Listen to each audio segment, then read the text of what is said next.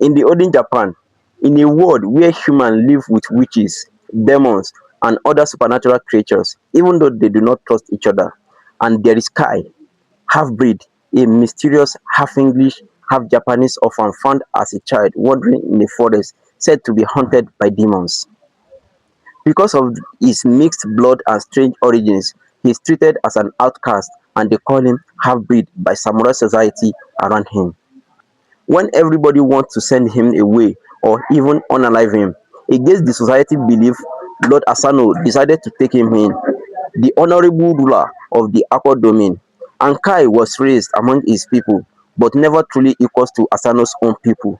Kai grows up skilled in fighting and tracking. All this possible because of the supernatural powers he possesses from the forest demon that raised him before he meets Lord Asano's. Because of this reason, he is not fully trusted, so he cannot live among these people. He has to stay in a small house in the forest to keep distance and protect the rest of the people from his supernatural powers. Kai then secretly falls in love with Lord Asano's daughter, Mika, though there is difference in their status. Kai is almost like a slave, and Mika is a princess. Even though Mika is hurting, she desperately desires to get closer to Kai and hold him tight. Kai can suffer severe punishment for this, so their relationship is forbidden and impossible to pursue openly. The problem begins when Lord Kira, who wants to take the position of Lord Asano, arrives at Akko with a beautiful and powerful witch that will do anything he commands. This witch, capable of shape-shifting, often takes the form of a fox, which she secretly cast her witchcraft on Lord Asano that shielded his mind and caused him to draw his sword and strike Kira in the presence of the shogun, which is a grave violation of law and honor. As punishment for striking an unarmed guest in his house, he is sentenced to be hanged by the shogun, which is the highest form of disgrace to a samurai. But due to his courageous service to the nation and out of honor, he is allowed to take his own life, which by tradition is the highest form of honor to a samurai. Even though he was bewitched and he was persuaded by his most loyal and senior companion, Hoishi tell him to tell the shogun in his defense, but he is so content with the honor granted him and carried it out with courage. His land are then seized by Kira. His samurai are stripped of their status and become ronin after their master death, which means masterless samurai, a shameful state. And Mika, the princess, is placed under Kira's control to be forced into marriage with him after a year. By that time, the mourning period for her father will have passed. Kai was blamed for chaos he caused while secretly trying to hold the honor of Akko, a disgrace caused by the witch against the Lord Asanos, and he was hated for the mixed heritage, so he was sold to slavery. Oishi was not punished, but he lives in disgrace and was kept in a dirty underground prison. During this time in the prison, Kira is certain that he has broken the master samurai, stripped him of all hope. Backed by the shogun's law of no revenge, he is guaranteed not to suffer from the pain he might have caused anyone. In reality, Oishi is down broken, but his spirit is stronger than ever, and his mind is restless until he avenged his master's death. So throughout the entire time he spent in the prison, he is planning to avenge his master's death. After a year, mourning period for the princess is over and her wedding ceremony is set to begin shortly after. And at the same time, Oishi is released from the prison. He was dragged and dumped on the street of his home. His wife took care of him. After he regained his strength, he sent his son with message to locate his samurai's companion, and he planned to divorce his wife to free her of burden that might come as a result of revenge he planned on Kira, which is solely against the decision of the shogun not to attempt to revenge on Kira. This is an act punishable by sentence to hang, but his wife refused and rather follow whatever the path of her husband as a samurai might lead, which is the highest form of courage from a woman like her. Oishi then followed up with his plan, tracking and finding whereabouts Kia.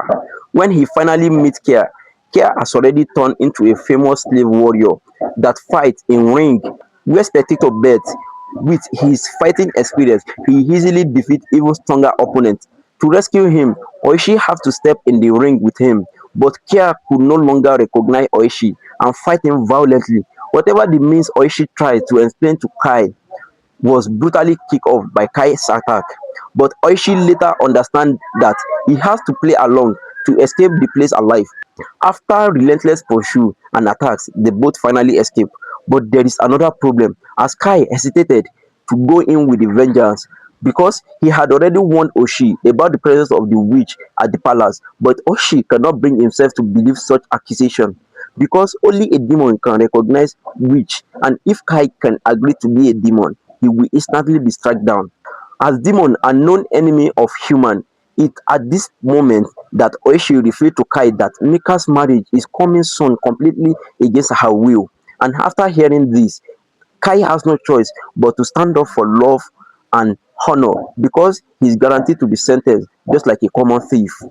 After Oishi's son locate the disgraced samurai and bring Oishi and Kai to them, after gathering army which are stripped of their titles, who are greatly outnumbered, fighting only with sheer will, respect, trust for their masters, and honor in defense of their people, the question is now remain how to enter Kira's fortress and how to gather tools for the war. This now remains their biggest challenge as Kira dominates the entire kingdom and nowhere to find a sword maker. Here then suggests going to the Tengu Island, dominated by Tengu, the bird-like warrior monks known to attack humans. For this, humans regard them as a demon and become number one enemy to humans. And from then, Kia acquire all his supernatural powers. Kia has to persuaded Oishi and claim to have seen so many swords before. Oishi reluctantly agrees to follow him. Every single one of them is greatly tested at the Tengu Island. The entire army are instructed to stay at the cave entrance as Kai and Oishi advance to enter. As loyal samurai, it felt unethical leaving their master in the face of danger, so they decided to enter with full force after waiting for a while, as Kai, that possesses demonic trait, cannot be fully trusted. Oishi, on the other hand, is also tested. He was told never to draw his sword, no matter what he sees or hears. Then Kia left him in the first chamber and proceed to the next. Now that Oishi is left in this chamber with Tengu who bow on their faces with their sword right in front of them, it at this moment a disaster struck.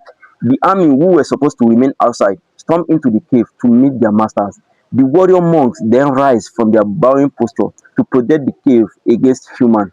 The samurai instinctively draw their swords before Oishi can warn them.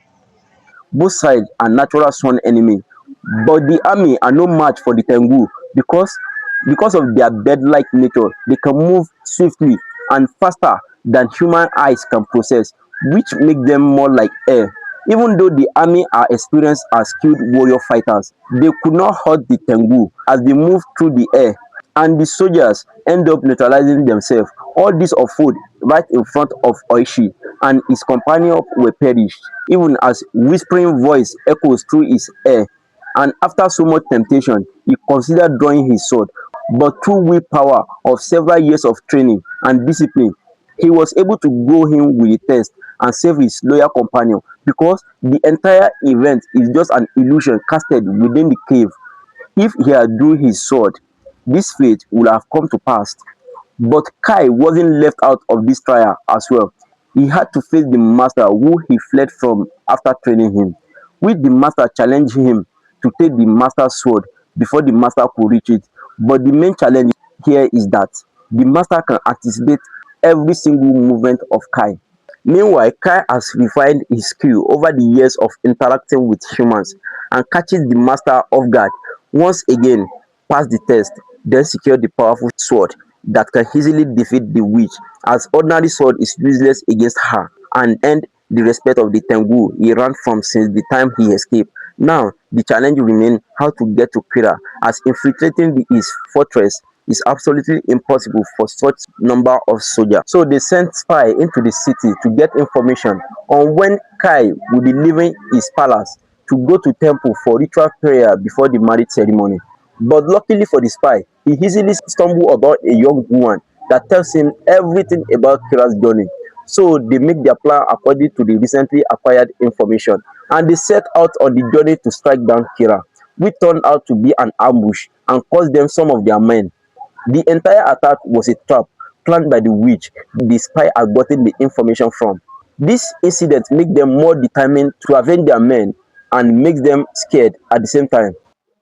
Because of the witch contingency, they have to be fast because the marriage ceremony presents best opportunity to get to Kira. During the event at any given moment, they have to be careful at the same time. Then comes a golden moment when they encounter band crew heading to the palace for the wedding, which Oishi and the bandmaster had already known each other since the time of Lord Asano during the ceremony.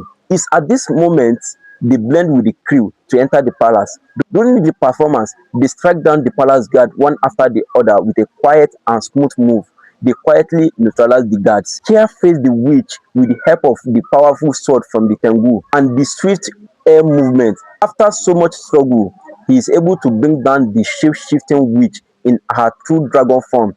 At the same moment, Oishi avenged his master's death after the witch is taken down. Who is Kira's supernatural protection? Oishi induced the same exact dose of pain felt by his master on Kira with the same blade so that Kira can feel the depth of his master's courage with the length of the entire blade. With their revenge accomplished, the Ronin turned themselves in to the Shogun, fully accepted that the law demanded they die for taking justice into their own hand, despite the Shogun's private sympathies and respect for their loyalty and honor. The Shogun grant them the honorable death of taking their own life rather than execution like a common criminal, allowing them to die with dignity as a true samurai. Kai, however, is given a form of mercy by the Shogun. Owing to his outsider status, he doesn't deserve to die like a warrior samurai, yet granted the opportunity, and is recognized by his role in defeating the supernatural threat. Now, Mika is now free as well, but her love for Kia can never mean to hold, as Mika stands to watch as Kai end himself. As of Oishi, the Shogun relieved Oishi's son of the punishment as not to deny the kingdom the bloodline of a violent warrior like Oishi, as his wife painfully and gratefully watched the end of her husband. After the sacrifice of the 47th Ronin's, the endurance of several months of the entire kingdom, and the bittersweet of love story that ends with Kia's letter that says, I will wait for you in every single word until I see you again. Will you fight for justice even though it means your end, or you rather stand down and live a peaceful life?